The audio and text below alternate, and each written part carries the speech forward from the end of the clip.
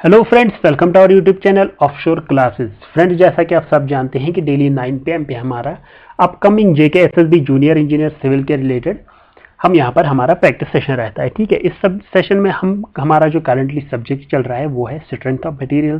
Strength of material हमने कुछ session रखे थे शेयर फोर्स और बेंडिंग मोमेंट के ऊपर। उसके बाद हमने प्रॉपर्टीज ऑफ मटेरियल्स को खत्म किया। उसके बाद हम सिंपल स्ट्रेस एंड स्ट्रेन पे आए थे। बाद हमने प्रिंसिपल स्ट्रेस और स्ट्रेन में किया। ठीक है, उसके बाद हम करंटली जो है थ्योरीज ऑफ फेलियर पे आ रहे हैं। ठीक है, थ्योरीज ऑफ फेलियर के कुछ क्वेश्चन मैंने लास्ट वाले सेशन में रखे थे लास्ट पे, तो यहाँ पर हम थ्योरीज ऑफ फेलियर का पार्ट 2 लेकर आए हैं। ठीक है, तो चलिए स्टार्ट करते हैं आज की वीडियो। क्वेश्चन नंबर 1 जो है,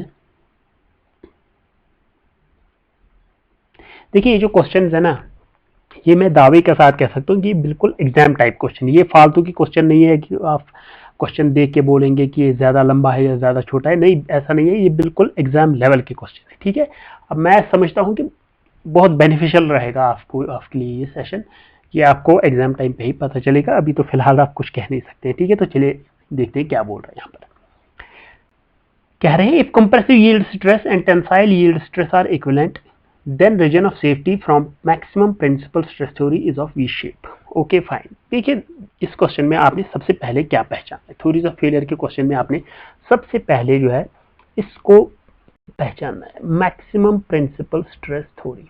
ठीक है, ये पहचानना है आपने कि ये कौन सी थ्योरी है। अगर आप इसको पहचानने में कामयाब हो गए तब आपका क्वेश्चन बहुत इजी बन जाएगा। ठीक है, ये हो गया रैंकाइन थ्योरी।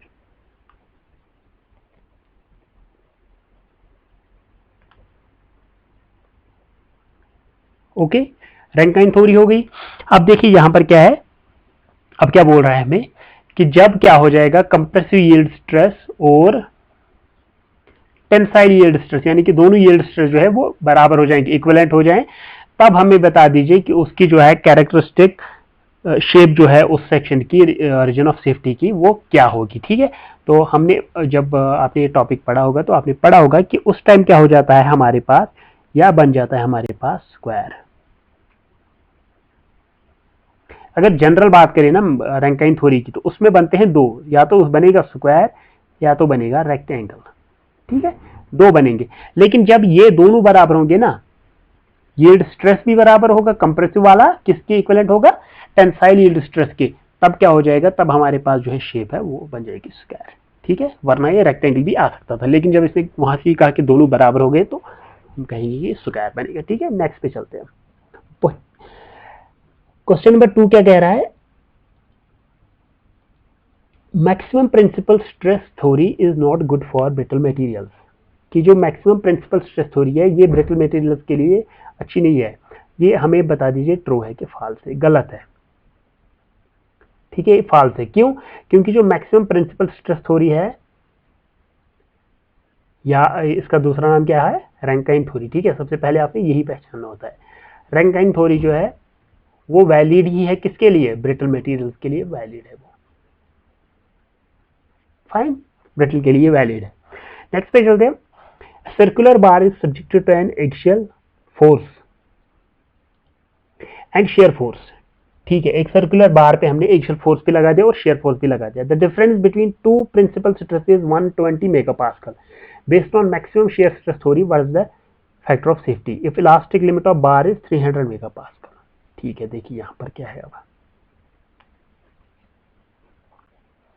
एक सर्कुलर बार है यहाँ पर, कहाँ पर मैं इसको सॉल्व करूँ, फिर मुझे दिक्कत हो जाएगी उन जगह की। यहाँ पर बना लेते हैं, ये है सर्कुलर बार। ठीक है, अब यहाँ पर क्या इसने बोला कि यहाँ से लग रहा है आपको एक्सियल फोर्स, यहाँ से लग रहा है, और साथ ही साथ इसको यहाँ से लग रहा है क्या, शेयर वाला। फाइन, इतना समझ आया। अब उसके बाद क्या बोला इसने, the difference between two principal stresses, यानी कि सिग्मा 1 माइनस सिग्मा 2, डिफरेंस इनका बोला इसने, ये है 120 megapascal. Now based on maximum shear stress theory, मैंने क्या कहा, इन क्वेश्चन में सबसे पहले आपने ये पहचानना होता है कि इसका ये कौन सी थ्योरी है। ठीक है, what is the factor of safety, तो हमें बता दीजिए कि फैक्टर ऑफ सेफ्टी कितना होगा अगर इलास्टिक लिमिट ऑफ बार है 300 megapascal. Maximum shear stress theory, ठीक है, मैक्सिमम शेयर स्ट्रेस थ्योरी आप मुझे बता दीजिए कि ये कौन सी हो गई, ये हमारे पास कहां पर लिखूं मैं, ये हो गई जे gas theory.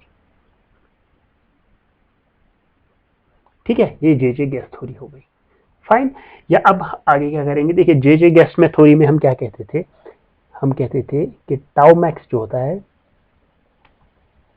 That should be less और equivalent to sigma Y into 2 upon factor of safety. ठीक है, इतना पता है आपको, ये इसकी थ्योरी का स्टेटमेंट ही था, यही था। ठीक है, यहां से हम क्या करेंगे, टाउ मैक्स कितना होता है, sigma 1 minus sigma 2 divided by 2।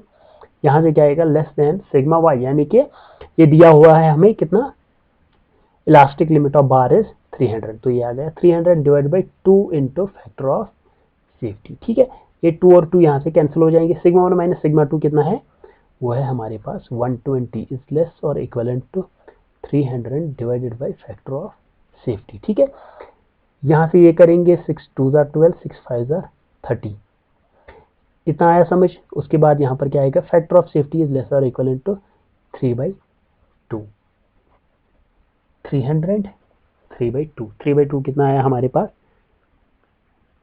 ये आएगा हमारे पास 1.5।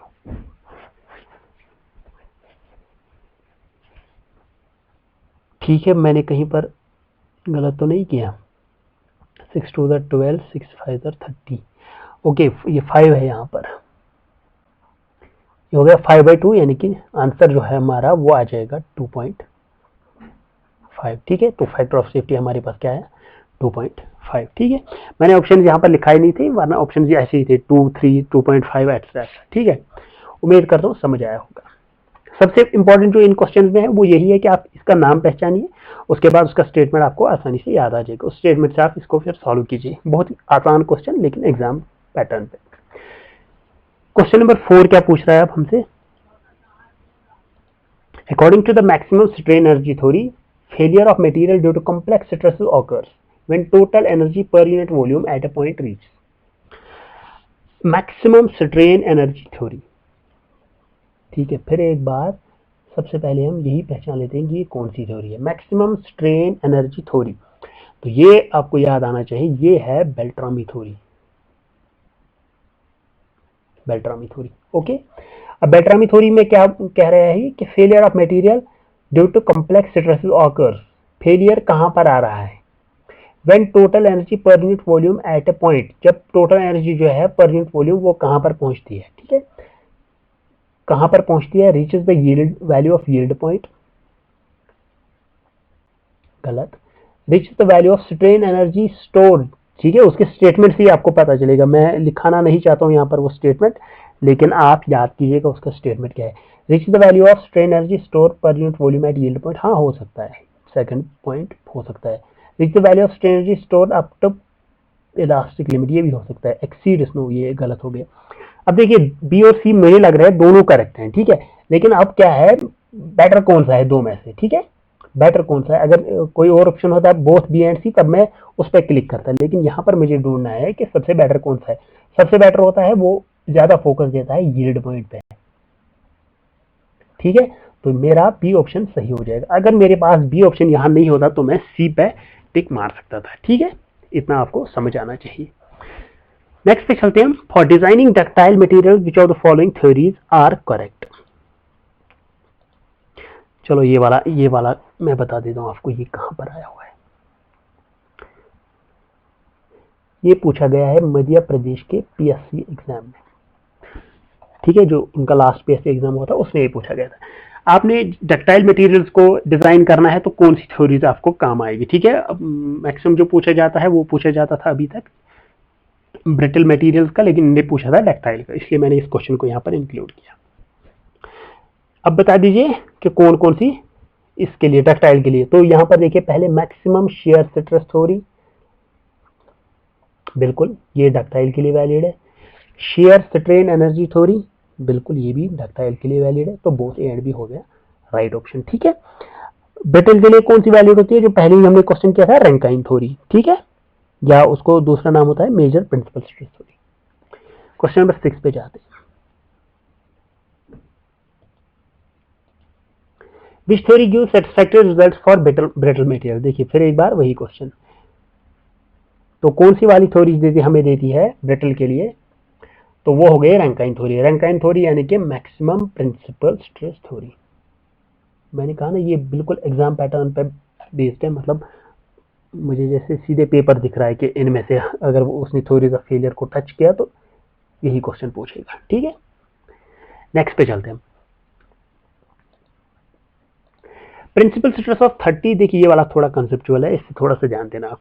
प्रिंसिपल स्ट्रेस जो है 30 मेगापास्कल का है और 70 मेगापास्कल का है।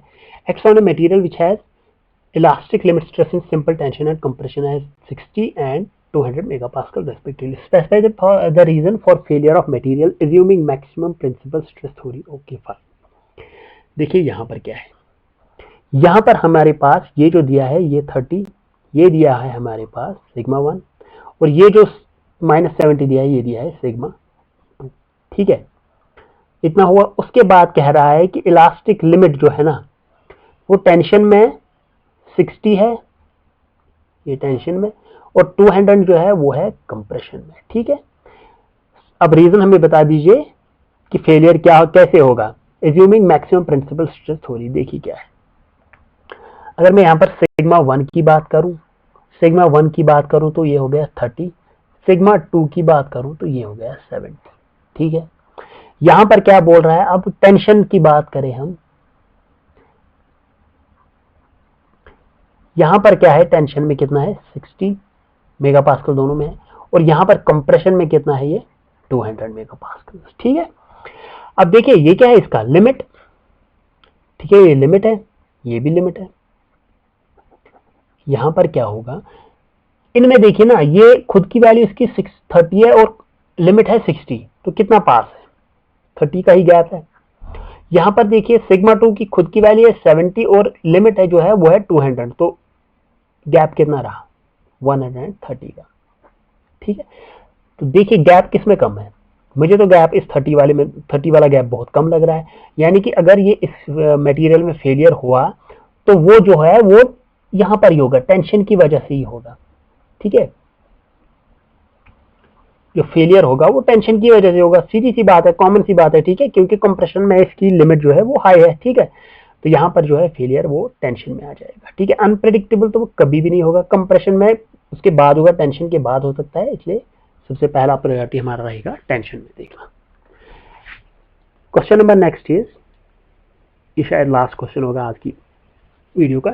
Share stress energy theory is called as, shear stress energy theory को हम क्या कहते हैं। ठीक है, इसमें जो है बच्चों को कंफ्यूजन होता है।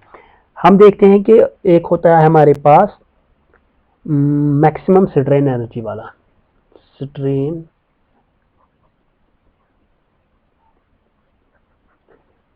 एनर्जी का, तो उसका जो होता है वो होता है हमारे पास बेल्ट्रामी थ्योरी, बेल्ट्रामी। ठीक है, लेकिन यहां पर क्या पूछा गया है, शेयर स्ट्रेस एनर्जी। फाइन, तो इस शेयर स्ट्रेस एनर्जी का नाम क्या होता है हमारे पास, ये होता है आप लिख लेना आप, वॉन माइसिस थ्योरी, या इसका दूसरा नाम जो है वो है hanky theory, HENKY hanky theory. ठीक है, वॉन माइसिस थ्योरी या हैंकी थ्योरी, तो बी ऑप्शन सही आ जाएगा। ठीक है, तो ये था हमारा, देखते हैं कोई और मत है नहीं, ये आज का फाइनल स्लाइड था। तो ये था हमारा वीडियो आज का, उम्मीद है कि आपको पसंद आया होगा और हेल्प मिली होगी ऐसी वीडियो से। तो प्लीज़ इस वीडियो को लाइक कीजिए और हमारे चैनल को सब्सक्राइब कीजिए। मिलते हैं नेक्स्ट वीडियो में, तब तक के लिए गुड बाय।